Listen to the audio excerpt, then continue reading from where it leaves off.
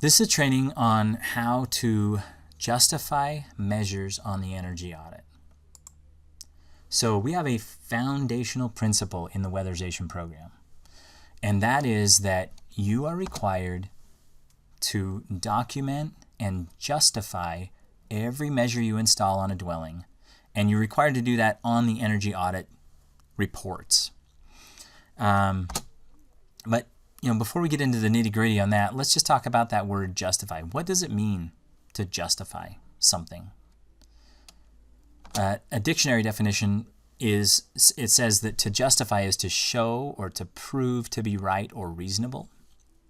And so really, when it says you must document and justify something, it just simply says that you must explain why installing that measure was the right thing to do or the reasonable thing to do, or why you were allowed to do it. And so really all you're doing is explaining, why did you install that? And you kind of do that for every measure that you have to do that for every measure that you install on a home. So for a light bulb, let's think about, how do we explain on the audit report why we install the light bulb?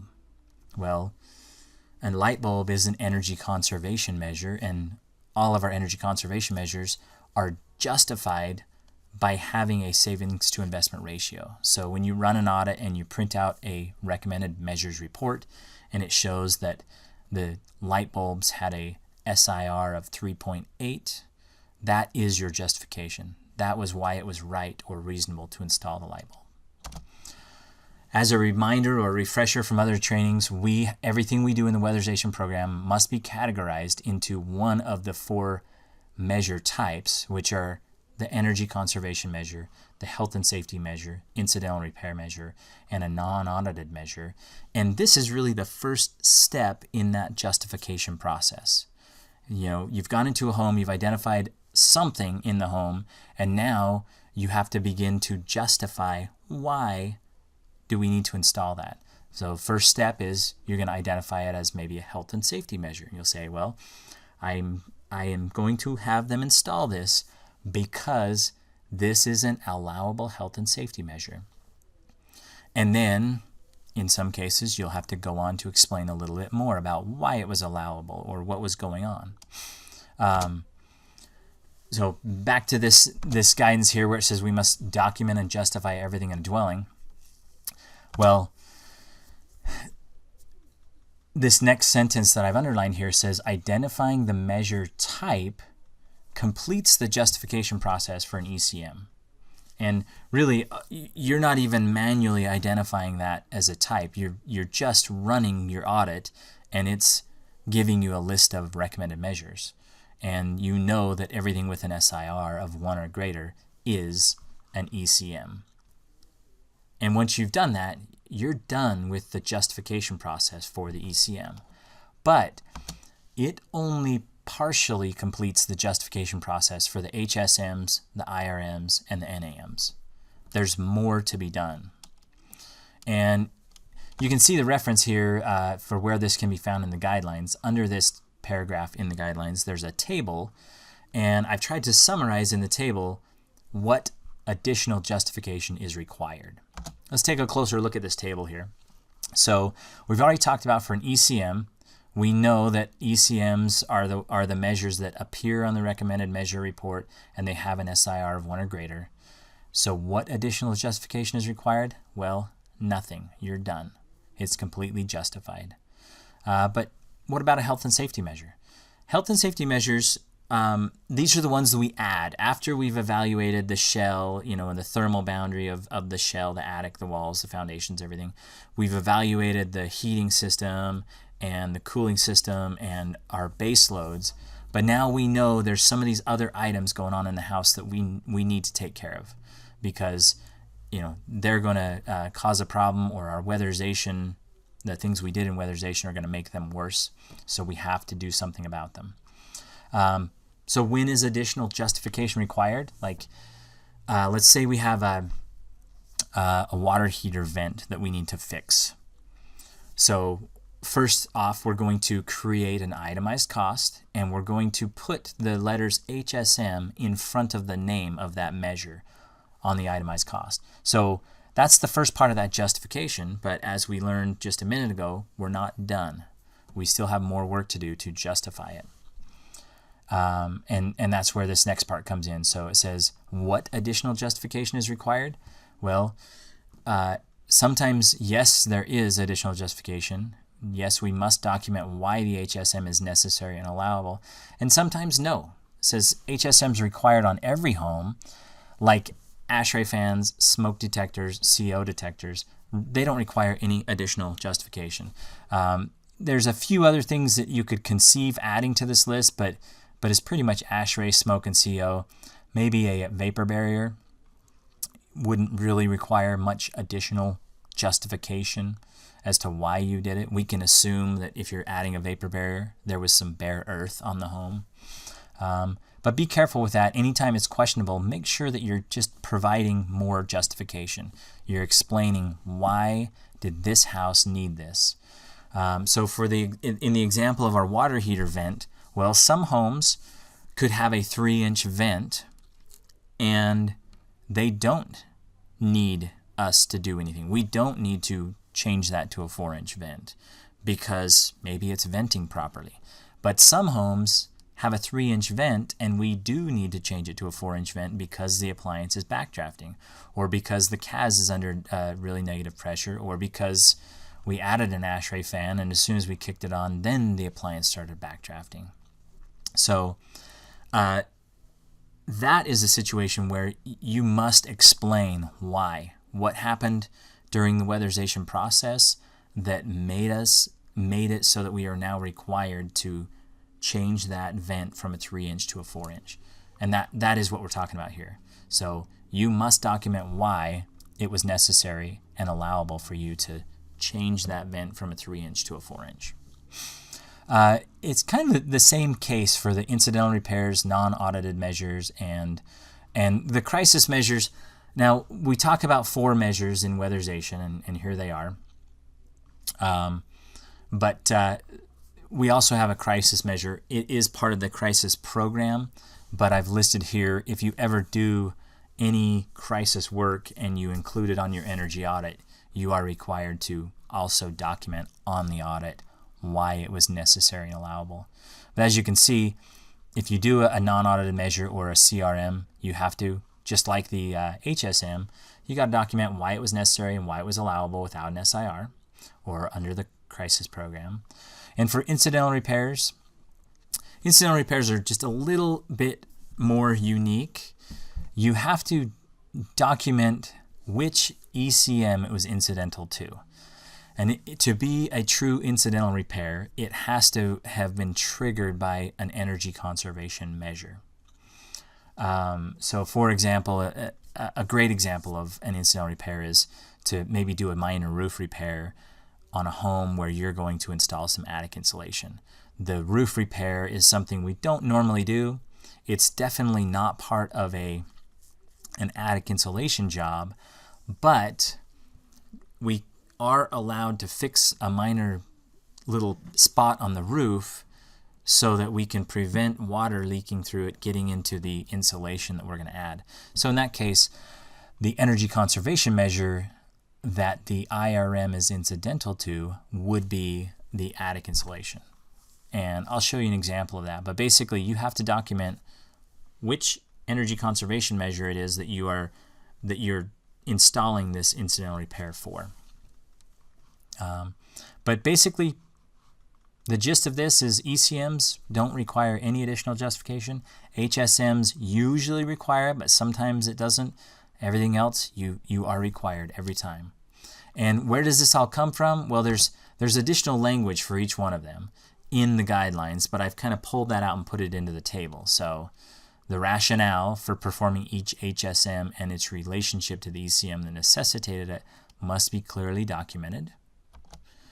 For an IRM, it says that the justification for the cost of each IRM and the reason it is necessary for the effective performance or preservation of an ECM must be documented. For NAM or a CRM, it just says that the comment section of the itemized cost must indicate why the measure is allowable without an SIR. And the C example below is actually referring to where I took that from the guidelines. So if you want to take a look at that, you can see an example of that. But anyway, so that's the table.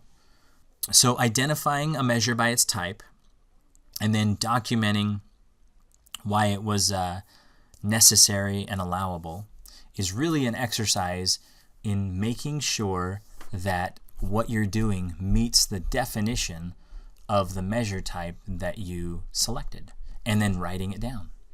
And so as a review for health and safety measures, if you're ever questioning, is this really an allowable health and safety measure, just go back to the definition of that measure and ask yourself, does this health and safety measure meet this definition? Which is, health and safety measures are those actions necessary to maintain the physical well-being of both the occupant and or the weatherization workers, where the costs are reasonable. That's why we have cost limits on our health and safety measures. And where the actions must be taken to effectively perform weatherization work, or the actions are necessary as a result of weatherization work. If you understand this definition, you can identify most health and safety measures. What about an incidental repair? Well, same thing. Go back and just look at the definition of an incidental repair. Anytime you want to write one, just review the definition and make sure that you're not getting too far out of bounds. So this says incidental repairs are those repairs which are necessary for the effective performance or preservation of one or more ECMs. That one's pretty simple. And we did have to specify basically anytime it meets the definition of both an IRM and an HSM, we will always replace it as an HSM. We won't write it up as an IRM, except for knob and tube wiring. So make sure, once you've got that definition, you understand what's below in the next couple of paragraphs. But if you understand that definition, it will help you to quickly identify when a measure is an incidental repair. Non-audited measures. Non-audited measure is an allowable measure that does not require an SIR of 1 to be installed. And it says see guidelines section B8.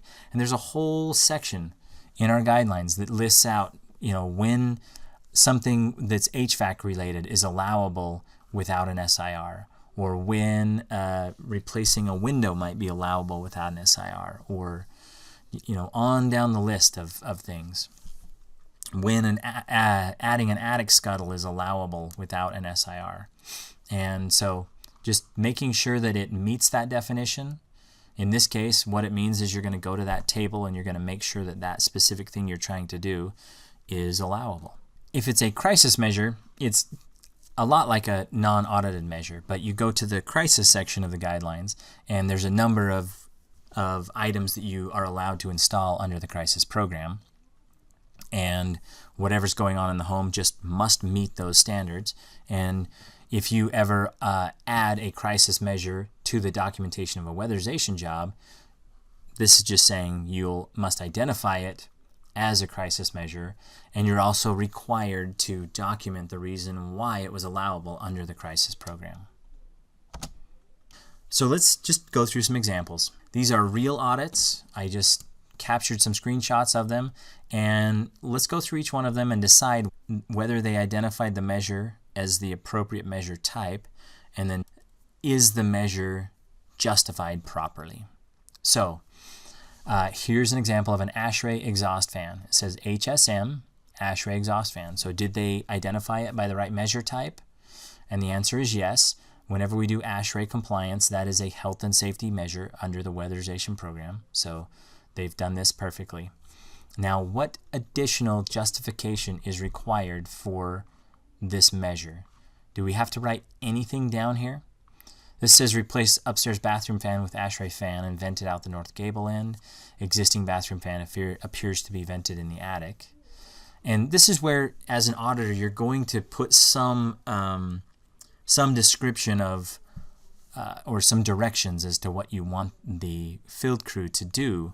But before you write those directions, if there is any additional justification required, this is where you write it. But in this case, if we take a look back at that table, and I've got it slid off the screen a little bit, but this is an HSM where no additional justification is required because it's ASHRAE. So you don't have to write anything else. They did write some good instructions, but that's it. So is this measure completely justified, or is it justified properly? And the answer is yes. Okay, here's another one. This one has an HSM to install a 4-inch flue water heat. So first off, does that sound like a health and safety measure?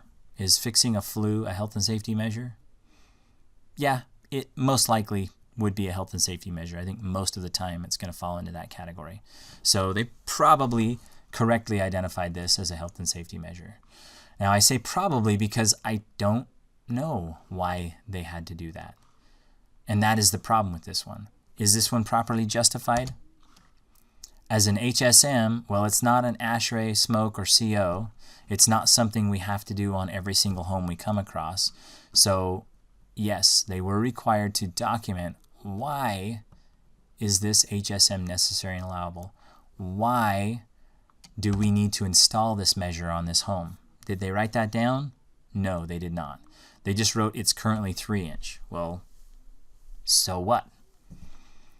Sometimes it is, sometimes it isn't. Could a 3-inch vent on a water heater work, properly? Yeah. So they did not properly justify this one.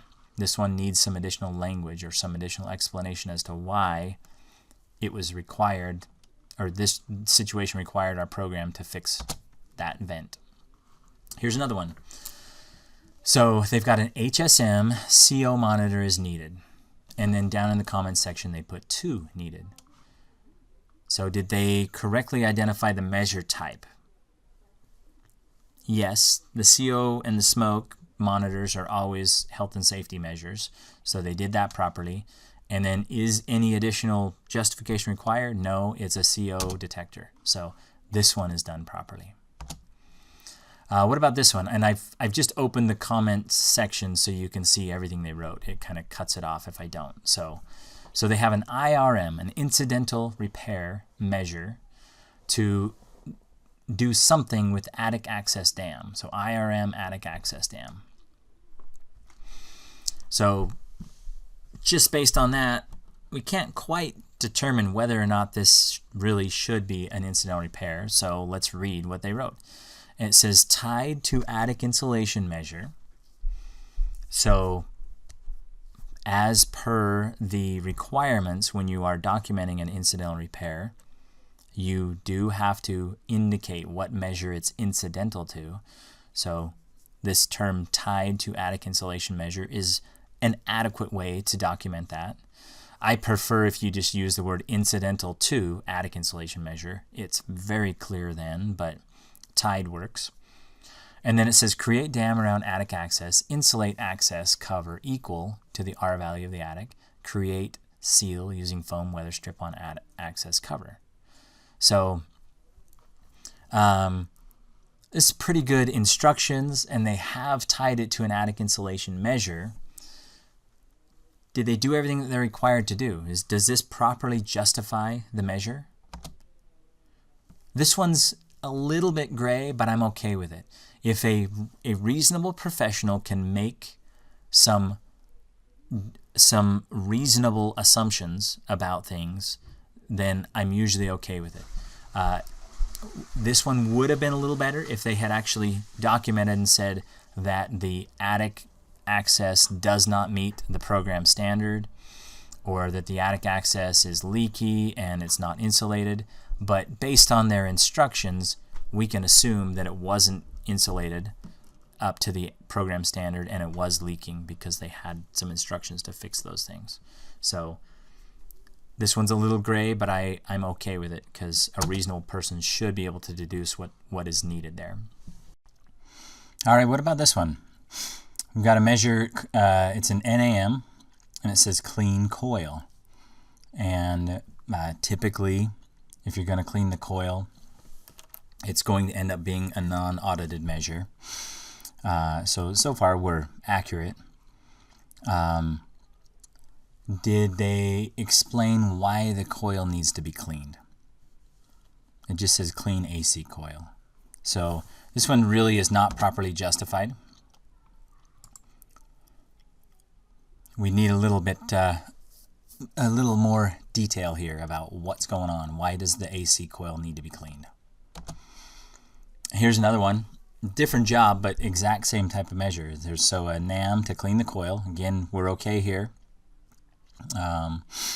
And the comments say high static, clean coil while furnace is replaced. So that one's really good because we have an explanation as to why we need to clean the coil, and the auditor is thinking ahead since they're going to replace the furnace. Clean the coil while you've got that taken apart. So I like that one. That's a good one. Okay, here's another one to think about. So we have a non-audited measure to insulate ductwork. So they've identified the measure as an NAM.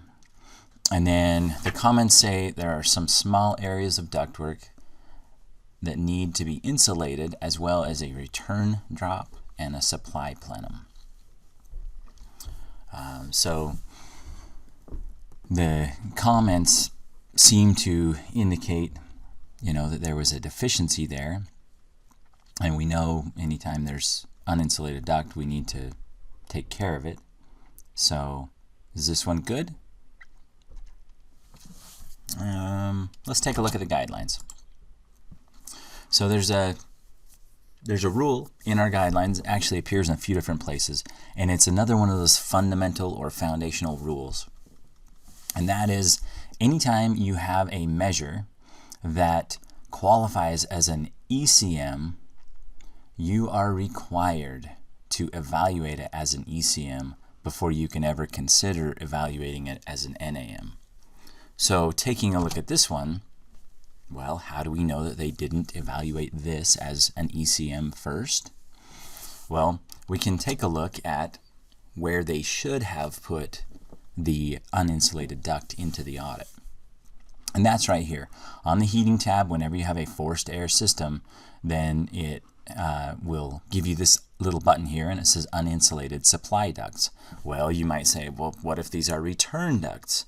And we have a guidance in our guidelines that says whether it's a supply duct or a return duct, anytime you have uninsulated duct outside of the conditioned space, then you are required to evaluate it right here. So just a quick glance here, we can see that they did not evaluate this as an ECM, so they didn't follow that rule. And also, just taking a look at this and thinking about it, if they had evaluated it as an ECM, 99% of the time it pays back to insulate the ductwork, so that would have addressed the problem. But if they had evaluated it and the audit for some reason said that it did not pay back, so then they went to that next step and they wanted to evaluate it as a non-audited measure, what legitimate reason could you write here for insulating ductwork if the audit already told you that it did not pay back as an energy conservation measure? The audit has already done the math, and it's telling you that there is not enough energy savings to install that insulation measure. So why would you install it as a non-audited measure? And this is one, there's a bunch of other reasons for most measures, but when it comes to insulation measures, I just can't think of any. I have yet to see the reason for installing insulation as a non-audited measure. So be really careful on that one. If you ever see insulation as an itemized cost, that should be a red flag warning for you. So this whole measure should not be allowed ever. How about this? An NAM to install a 1-inch filter rack. It says install 1-inch filter rack with cover, currently has no cover and is pulling excess return air. So first off, is this an appropriate measure type? If we're going to install a filter rack, is an NAM good?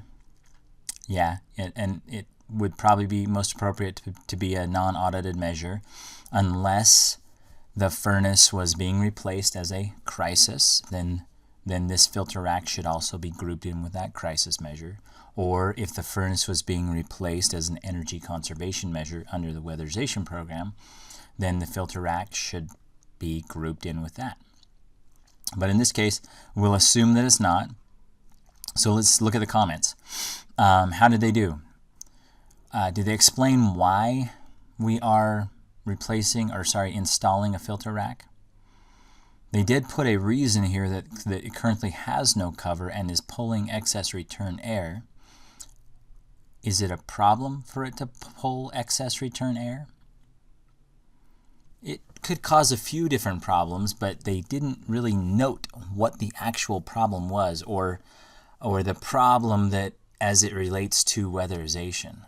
So if it was pulling excess return air and it was depressurizing the CAS, causing the water heater to backdraft, or something like that, that would be more appropriate.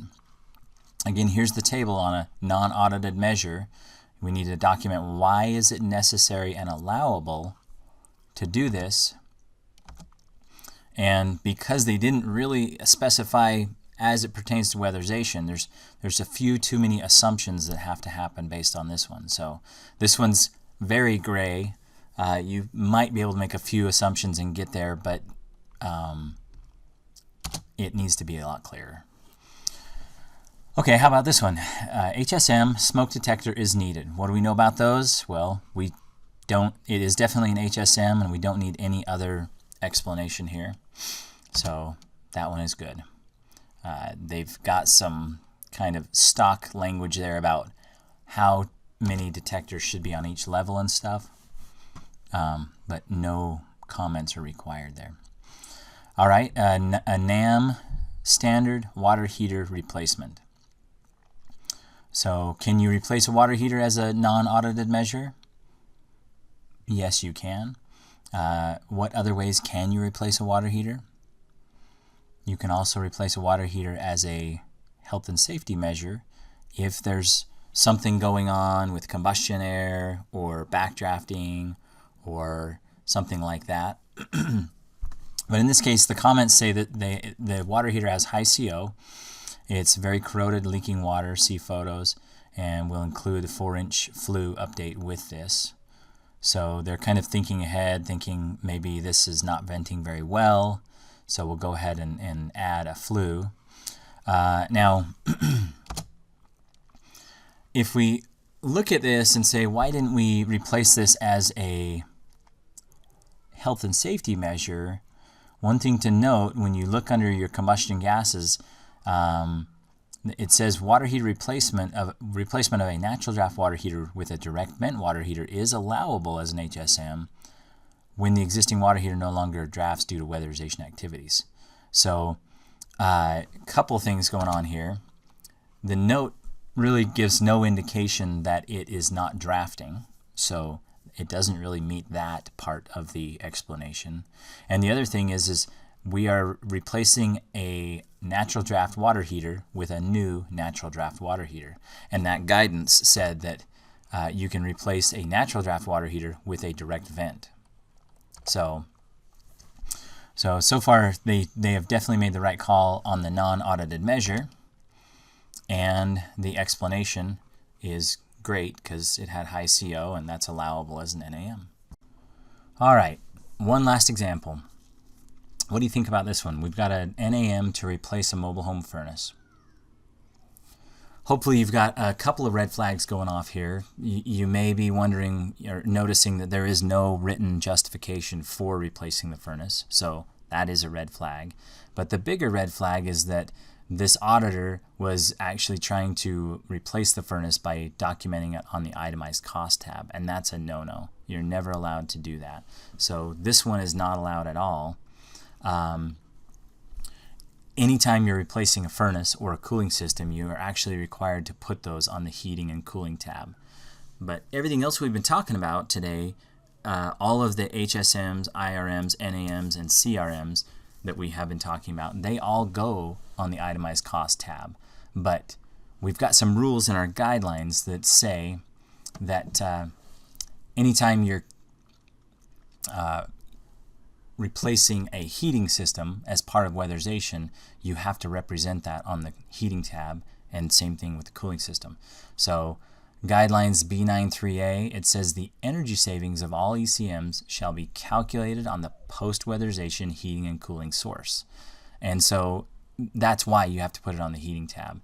You have got to tell the audit what kind of heating or cooling system will be in place when you're done weatherizing this house, so that it can calculate the energy savings of the ECMs based off of that heating system. So it kind of says the same thing under the heating section. It says that the heating tab of the audit must represent the type of heating system which will be in operation post-weatherization. And it doesn't matter if you're replacing it as an ECM, NAM, CRM, or if you're not replacing it at all, the heating tab has to represent what's going on. But that is why this is not allowed at all. I do want to take just a few minutes and talk about what or why this is not allowed and what it can do to your audit, because it really is important. So I just wanted to start here. So this is what this audit should have looked like. Instead of putting the furnace replacement on the heating tab or the itemized cost tab, they should have come over and put it on the heating tab. Now to do that, the auditor would have put whatever was the pre-existing furnace on the primary tab, and then on the replacement tab they would have put in here what kind of furnace they'd like to replace it with. Now before they check this box, they just need to run the audit and see if it pays back as an energy conservation measure. If it does not, and there is a legitimate reason to replace the furnace, then they would come back in here and they would check the box that says replacement required. We have a rule that says you don't ever check that box except in a couple of cases, and this is one of those cases where you would check that box. So the other box that you have here, it says include an SIR, and when you're doing this you don't ever check that box because you don't want to include your heating system in your cumulative SIR. That where we are not replacing this as an energy conservation measure, that really messes up the calculation. It's actually prohibited by DOE, so do not check that box. But that's what this should look like on the MIA audit. Now, let me ask, if we documented it this way, have we documented and justified this measure? Not completely, because we're missing some comments, right? The other thing we're missing is which of the four measure types this is going to be. This is going to be an NAM if we're doing replacement required. But unfortunately in the MIA and also in the NEAT, there's nowhere to change the name of the measure so that it would say NAM. So what I recommend that you do is in the comments section on the MIA, you would type NAM and then you would explain why you're replacing this furnace, why you were justified or allowed to replace the furnace. So this one's closer but not quite there because we're missing that justification. Here's an example of what it would look like in the NEAT audit, because it does look different. In the NEAT audit, you don't have the two different tabs for the primary and the replacement. You put them both on one tab. So on the left-hand side, this was the pre-weatherization furnace. And on the right-hand side, this is your replacement system. Same thing, you're going to evaluate all first, and you're going to see if this one has a payback as an energy conservation measure. If it does not, then you have to come back here and you have to document and justify this one. So you would change this to high efficiency replacement mandatory. You can put NAM down in the comments, but I actually prefer that you put it up here in the system code, because that's what ends up being the name of this measure. So if you put NAM in front of heater or whatever you've put there, it does give you a better indication that this is a non-audited measure and helps prevent others from using the wrong funding source to pay for it later. So put NAM there, select high efficiency replacement mandatory here, do not check this box, and then you need a written justification down here. So in this case they wrote that the furnace is over 20 years old. We have a rule in our guidelines that says if a furnace is over 20 years old, you can consider it for replacement. And so that, and I do like that there were other things, that other factors that help them to decide this. You'll document all of that, and now this is properly justified and documented furnace replacement. So again, this is completely wrong, and let's talk about why really quickly. So I ran the recommended measures report based on the way that this was audited. So we have a non-audited measure to replace the mobile home furnace, and then I went in and I corrected it, and I ran it so that I put the replacement furnace on the heating tab, and I took it off of the non-audited measure list, and I ran that audit. And I just want to talk about the differences here. So you'll notice that whenever you look at your annual energy cost savings, it's only going to show you your ECMs. This is a list of all the ECMs on that job. Notice that all the HSMs and NEMs are not included up there, and it's because they have no calculated energy savings. So you can see just from this little table that the audit has no idea that they're replacing the furnace. You can see over here that now the audit knows it is replacing the furnace because it's showing how much money will be saved by putting in a more efficient furnace.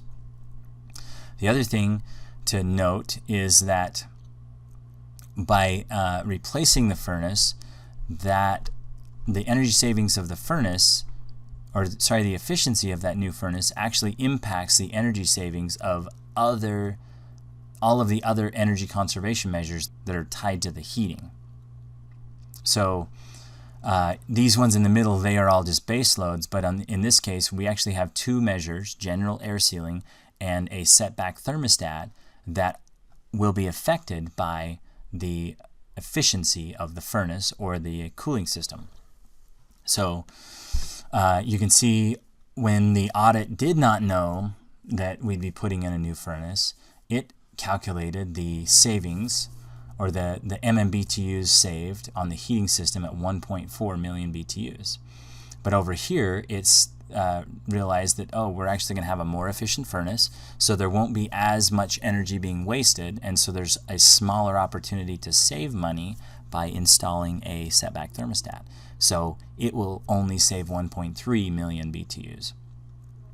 This also shows up in your SIR. If you look at the SIR of the setback thermostat, where it didn't know that the furnace was going to be replaced, you have 22.6, and over here where it knows it's not huge, but it's 22.5. I see more drastic changes in the SIR when it comes to insulation measures and window and door replacements. And so if you get this wrong, if you ever accidentally put the heating on the wrong tab, you put it in as an itemized cost instead of putting it on the heating tab, then your audit's going to tell you to go out and insulate the attic and replace all the windows. And then when I come along and monitor it, I'm going to say, well, you did this wrong. If you would have told the audit that you were going to put in a new efficient furnace, then the audit would have told you that it no longer paid back to replace all those windows. And your agency basically replaced all the windows without having a justification for doing so. And so you run the risk of having to pay back all of those windows. So that is why it's so important that you get this right. Now you try. That's the end of this video. Make sure and take the quiz that's associated with this. We'll give you a few examples just like the ones we went through, and do your best and see if this is making sense to you. Good luck.